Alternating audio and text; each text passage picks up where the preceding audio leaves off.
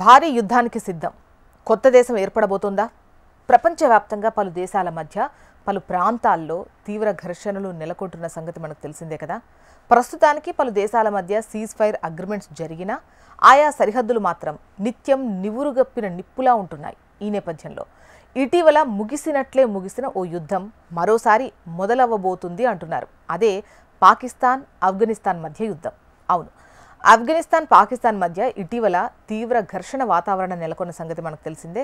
అయితే Turkey Qatar కల్పించుకొని మధ్యవర్తిత్వం చేయడంతో కొన్ని రోజుల కాల్పుల విరమణ జరిగింది. అయితే రీసెంట్గా టర్కీ వేదికగా జరుగుతున్నటువంటి ఈ శాంతి చర్చలు విఫలమయ్యాయి. ఈ నేపథ్యంలో మరోసారి ఈ దేశాల మధ్య ఘర్షణలు మొదలయ్యే సూచనలు ఉన్నాయి అంటున్నారు. సరిహద్దుల్లో కాల్పుల విరమణ, సీమాంతర ఉగ్రవాదం మొదలైన అంశాలపై ఈ రెండు దేశాల మధ్య టర్కీ వేదికగా చర్చలు జరిగాయి. అయితే ఇవి విఫలమైనట్లు పాకిస్తాన్ ప్రకటించింది. పాక్ సమాచార ప్రసార శాఖ మంత్రి చర్చల్లో ఎటువంటి పరిష్కారము కనుగొనలేకపోయాము అని చెప్పారు. ఇటీవల ఢిల్లీ కాబూల్ మధ్య బంధం మరింత బలపడుతున్న వేళ పాకిస్తాన్ కడుపు తెగ మండిపోతుంది అని అంటున్నారు. ఇప్పటికే ఢిల్లీ చెప్పినట్లుగా కాబూల్ ఆడుతోందని, వారి తరపున తాలిబన్లు తమపై ప్రాక్సీ యుద్ధం చేస్తున్నారని పాక్ ఆరోపించింది. ఈ క్రమంలో తాజాగా శాంతి చర్చలు విఫలమవడంతో మరోసారి భారత్పై ఏడుపు మొదలుపెట్టింది. ఇందులో భాగంగా కాబూల్తో చర్చలు విఫలమవడానికి భారత్ కారణమని పాక్ రక్షణ మంత్రి ఆరోపించారు. భారత్ చేతిలో తాలిబన్లు కీలుబొమ్మలుగా మారారంటూ విమర్శలు గుప్పించారు. కాబూల్తో ఒప్పందానికి దగ్గరవుతున్నప్పుడల్లా కొందరు జోక్యం కారణంగా చర్చలు విఫలమవుతున్నాయని పరోక్షంగా భారత్నుద్దేశించి విమర్శలు చేశారు.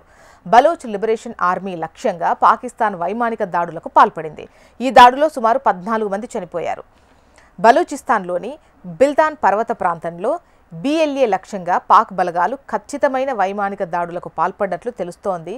తాజా దాడుల నేపథ్యంలో ఉగ్రవాదులకు సంబంధించిన అనేక తాత్కాలిక రహస్య స్థావరాలు పూర్తిగా ధ్వంసమైనట్టు సమాచారం.